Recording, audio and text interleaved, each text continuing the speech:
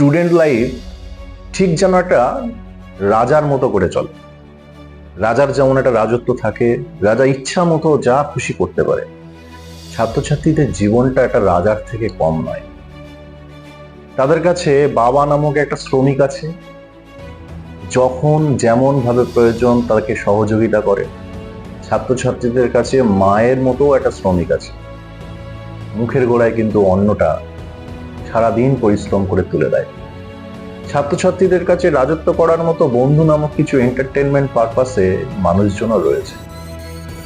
ছাত্রছাত্রীদের কাছে রাজত্ব করার মতো, সময়ের অতিবাহিত করার মতো এন্টারটেনমেন্টের পেছনে একটা সুন্দর ফোনও তাদের কাছে আছে।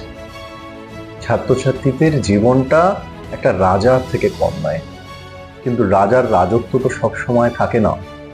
যে রাজা সুন্দরভাবে তার রাজত্বটাকে অতিবাহিত করতে পারে, সে রাজা ভগবানের মতো থাকে এবং তার রাজত্ব বহুদিন চলতে পারে। কিন্তু যে রাজা তার ক্ষমতাকে অপব্যবহার করে, অর্থাৎ যে ছাত্রছাত্রী তার রাজত্ব চলাকালীন তার ক্ষমতাকে এইভাবে অতিবাহিত করবে বা তার ক্ষমতাকে অপব্যবহার করবে, তার রাজত্ব কিন্তু শেষ হয়ে গেলে, যখন ছাত্র জীবন শেষ হবে তখন তাকে ছেড়ে দেওয়া হবে এই সমাজ ব্যবস্থায়। এই সমাজ ব্যবস্থার মধ্যে তাকে নিজেরটুকু দেখে নিতে হবে। তখন সে সবকিছু যেন নূতন করে দেখবে প্রচুর মুখোশ পরা মানুষ, দেখবে সমাজ ব্যবস্থায় এক টুকরো অন্ন জোগাড় করতে গেলে কত পরিশ্রম করতে হয়। দেখবে যে কাছের মানুষগুলো যে কাছে ছিল এতদিন, তারা যেন পেছন থেকে কখন সরে গেছে। দেখবে যে যাদের উপর নির্ভর করে আমি এতদিন পর্যন্ত রাজত্ব করেছি, এখন তাদের পাশে দাঁড়ানোর সময় এসেছে, কিন্তু আমি দাঁড়ানোর জন্য শক্ত সবল হইনি। আমার ছাত্রছাত্রী, প্রিয় ছাত্রছাত্রী, তোমরা একটা বিষয় বোঝো যে আমাদের জীবন একটাই।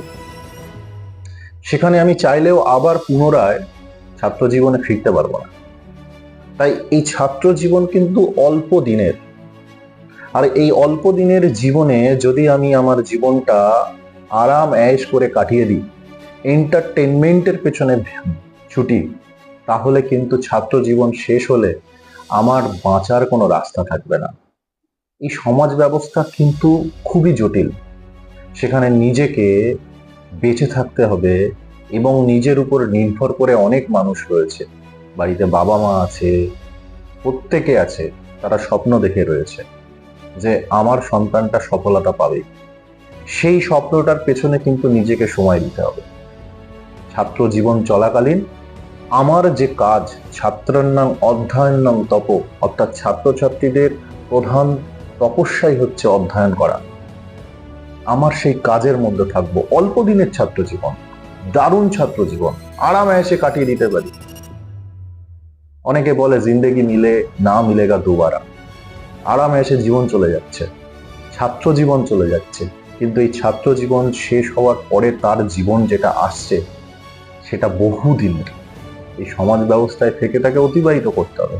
তাই এই অল্প দিনের যে সময় আমার ছাত্র জীবনে রয়েছে, সেটিকে আমি সুন্দরভাবে সাজাবো। কেন? কারণ এটা আমার ভবিষ্যতের সম্পদ। এটার উপর ডিপেন্ড করে আমার আগামী দিনগুলো চলবে। এটা আমার ভান্ডার। ছাত্র জীবনটা হচ্ছে আমার ভেতরে। আমি যত সঞ্চয় করব, ভবিষ্যতে কিন্তু আমি এই ভান্ডার থেকে রসদ নিয়ে তত ভালো থাকতে পারবো।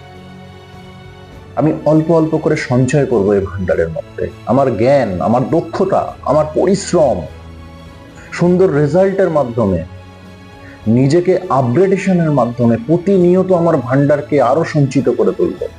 অল্প দিনের ছাত্র জীবন, সেটার উপরে বাকি জীবনের রসদকে আমি গুছিয়ে নেব। বুদ্ধিমান ছাত্রছাত্রীরা সর্বদা কিন্তু এটার দিকেই নজর দেবে, কারণ এন্টারটেনমেন্টের জীবন পড়ে রয়েছে।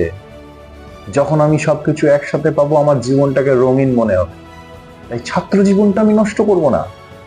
এটা বুদ্ধিমানের কাজ হবে একটা ছাত্রছাত্রীর কাছে। সবকিছু পাবো ভবিষ্যতে। আমি অল্প অল্প করে আমার ভান্ডারটাকে সুন্দরভাবে সাজাই, আমার ছাত্র জীবনকে সুন্দরভাবে গুছিয়ে নিই, যাতে ভবিষ্যতে আমাকে না এই সমাজ ব্যবস্থা দেয়, শেষ করে দেয়। ফ্রাস্ট্রেশন চলে আসে জীবনে। তাই ছাত্র জীবন খুবই সেন্সিটিভ জায়গা, এটাকে আমি এইভাবে নষ্ট করব না। বন্ধু, ছাত্রছাত্রী কপালে কিচ্ছু থাকে না, যা কিছু থাকবে সবই তোমার পরিশ্রমে। পরিশ্রম করো, পরিবর্তন তোমার হাতে। ঘুরে দাঁড়াও আজই। সবাই ভালো থেকো।